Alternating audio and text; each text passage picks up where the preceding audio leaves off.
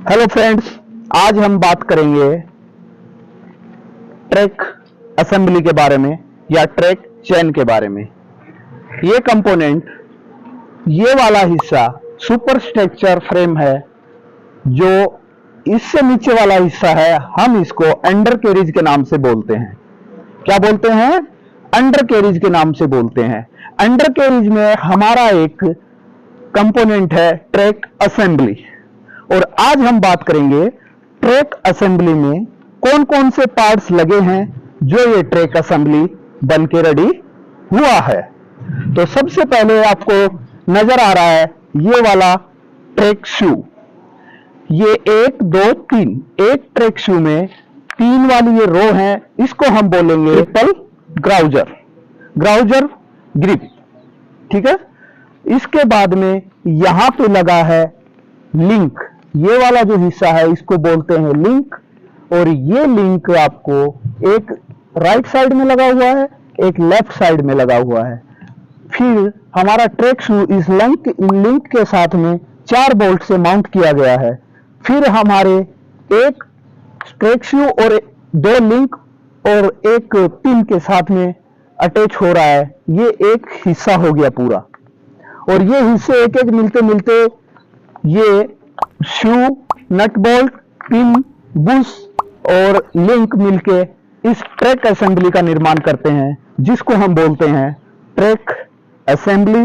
उसके बाद में इस ट्रैक असेंबली को सरलता से चलाने के लिए हमने इसमें क्या देखने को मिल रहा है वो मैं आपको बता देता हूं कि ये वाले अपर रोलर हैं जो इसके टसन को बनाए रखते हैं और लेफ्ट राइट चेन को जाने से रोकते हैं। उसके बाद में हम आते हैं कि ये ट्रैक असेंबली ड्राइव कैसे करता है, चलता कैसे है। ये फाइनल ड्राइव या गियर बॉक्स बोलते हैं इसको। हाइड्रोलिक मोटर से उधर से पावर मिलता है और ये ड्राइव करता है।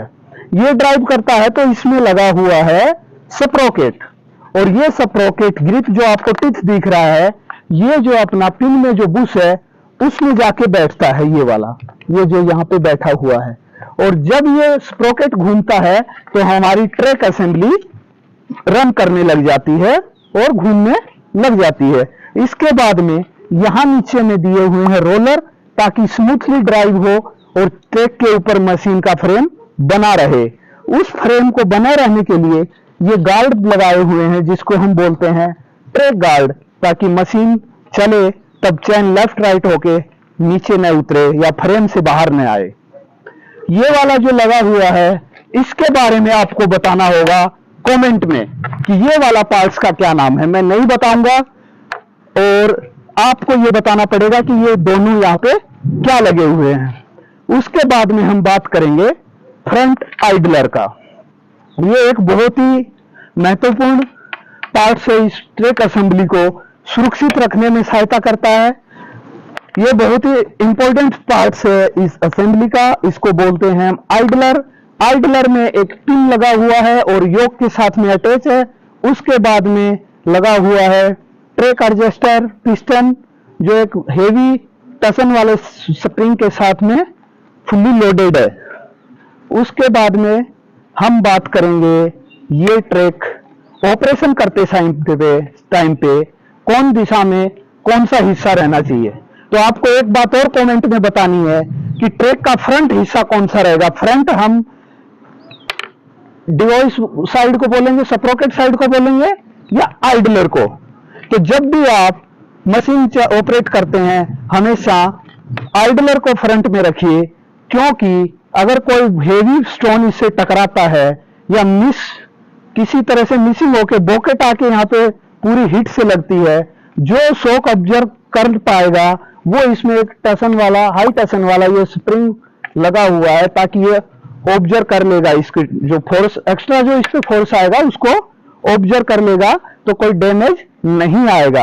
अगर हम स्प्रोकेट को आगे रख के ऑपरेशन करते हैं और बॉकेट या कोई हेवी पत्थर टकराता है तो यहाँ पे कुछ इंपैक्ट आएगा चोट लगने से और कुछ कंपोनेंट हमारे टूट सकते हैं। तो फ्रंट में रख के हमें हमेशा काम करना है। विराम लेते हैं और आज हमने बात किया अंडर कैरेज पार्ट्स के बारे में, सुपर स्ट्रक्चर अपर पार्ट्स के बारे में बात करेंगे।